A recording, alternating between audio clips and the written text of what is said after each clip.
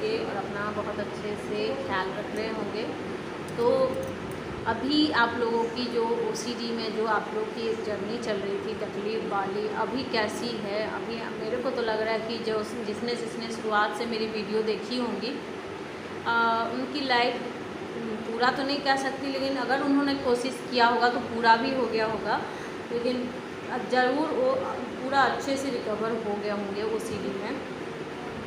वही नहीं हुए होंगे जो मेहनत नहीं कर रहे होंगे, सिर्फ वीडियो देख के राहत पा लेते होंगे, उनकी तो बात अलग है। बट जो मेहनत कर रहे होंगे वो पूरा विश्वास है तो ठीक हो गए होंगे। तो इसी उम्मीद के साथ मैं एक और वीडियो लेके आई हूँ ताकि आप लोगों को और एक राहत मिले। बहुत लोगों का सवाल रहता है कि आखिर क्या हमारी ओसीडी के कारण एक मैरिज लाइफ ख़राब हो जाएगी?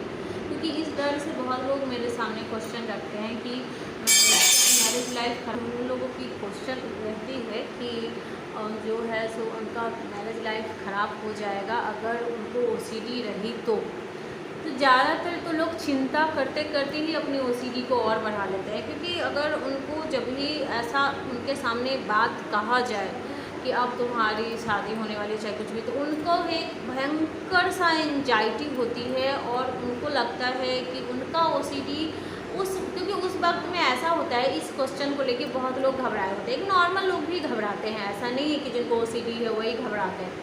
एक नॉर्मल लोग भी थोड़ा सा चिंता करते हैं, घबराते हैं। भाई एक नई लाइफ है तो थोड़ी तो लगेगी घबराहट, बट इतना ज़्यादा नहीं होना है एंजाइटी कि आपका ओसीडी फ़ायदा उठा ले।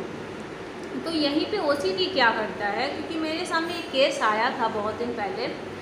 एक लड़का था जो उसका उम्र हो गया था कम से कम 40 या 42 हो गया होगा, और वो कह रहा था कि मैम मैं मतलब दूसरी लाइफ जीना तो चाहता हूँ, मतलब शादी तो करना, लेकिन मुझे एक एंजाइटी है।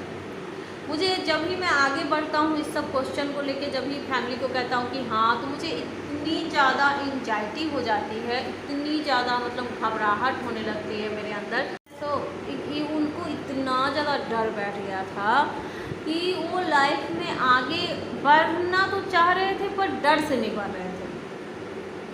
क्योंकि उनका माइंड जो है समझ गया था वहाँ पे कि ये जो है यहाँ पे डर रहा है। तो ओसीडी की शुरुआत ही होती है डर और एंजाइटी। तो ये दोनों चीज़ इसमें देखने को मिल जाती है। कुछ नया ऐसे बात, जैसे मान लीजिए आपको एग्ज़ाम देने हैं कल, तो जाहिर सी बात एक नॉर्मल एंजाइटी होती है, सबको होती है। बट ऐसा है इधर कि इसमें कुछ ज़्यादा हो जाती है। ओसीडी में इतना ज़्यादा कर लेते हैं लोग, चिंता करनी चाहिए पर कुछ इतना ज़्यादा चिंता नहीं। इसी कारण उनको ओसीडी थॉट जो है तैयार हो जाता है और उनको ब्लैकमेल करना शुरू कर देता है। अब तो उनको तरह तरह के सवाल जवाब मन में चलने लगते हैं कि अगर हो सकता है कि उस लाइफ में जाते ही तुमको ओसीडी के कारण कहीं तो वो समझ गया, तो कहीं तुमको वो छोड़ दिया, तो इतना ज़्यादा वो तरह तरह के क्वेश्चन उनके माइंड में चलते हैं कि वो ओसीडी के भयंकर वाले शिकार हो जाते हैं। और उसके बाद वो सबसे अच्छा क्या करते हैं कि चल भाई दूसरी लाइफ जीने से तो अच्छा है कि मैदान छोड़ के ही भाग जाओ, हमको करनी ही नहीं है शादी। मतलब वो ऐसे आ जाते हैं, मतलब उनको अब ऐसा है कि हर चीज़ छोड़ना ही अच्छा लगता है कि ये चीज़ छोड़ ही दे। इतना क्वेश्चन आंसर चल रहा है, इससे अच्छा है कि ये छोड़ ही दे। तो भाई देखिए, एक बात सुनिए, आप जो चीज़ छोड़ने वाला होगा वही छोड़ेंगे, जो चीज़ नहीं छोड़ने वाला है उसको आप कैसे छोड़ देंगे?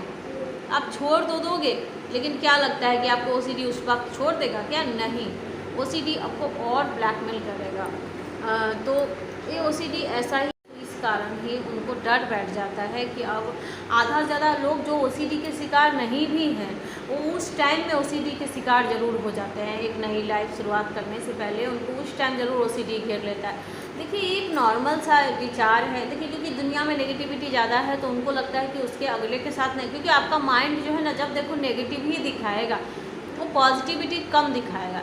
तो वो ऐसा ही करेगा कि हाँ देखो उसके साथ बुरा हो गया, तुम्हारे साथ हो गया हो। तो देखिए, तो ये सबके मन में क्वेश्चन आता है, लेकिन एक नॉर्मल इंसान कहता है ठीक है, जब होगा तो हम ठीक है उस सिचुएशन से लड़ेंगे, हिम्मत है हम में। ज़रूरी तो नहीं कि हमारे संग ही बुरा होगा, फिर इतने लोग अच्छी लाइफ जी भी तो रहे हैं, तो इतनी बुरा होगा तो वो लेते हैं रिस्क। लेकिन एक ओसीडी जिनको थॉट आते हैं उनका ओसीडी माइंड कभी उन्हें अच्छा दिखा ही नहीं सकता। उनको जब देखो नेगेटिविटी ही दिखाएगा कि ऐसा हो जाएगा, तो इस कारण वो ओसीडी के शिकार हो जाते हैं और आगे बढ़ ही नहीं पाते हैं। लेकिन आप लोग ऐसा ना करें। आपको जब भी लगे कि आपका माइंड आपको ब्लैकमेल कर रहा है और आपको लाइफ जीने से ही रोक रहा है, तो वो छोड़ के जो मैदान भागते हो ना, ये करने के बजाय मेरे ख्याल से आप किसी काउंसलर से संपर्क करके अपना काउंसलिंग लेना स्टार्ट कर दें। और अपने जो है जैसे जैसे आप काउंसलिंग लेंगे, आपका सवाल के जवाब, आपके जैसे ही माइंड आपका सवाल लगता है उसका आंसर मिलते चले जाएगा।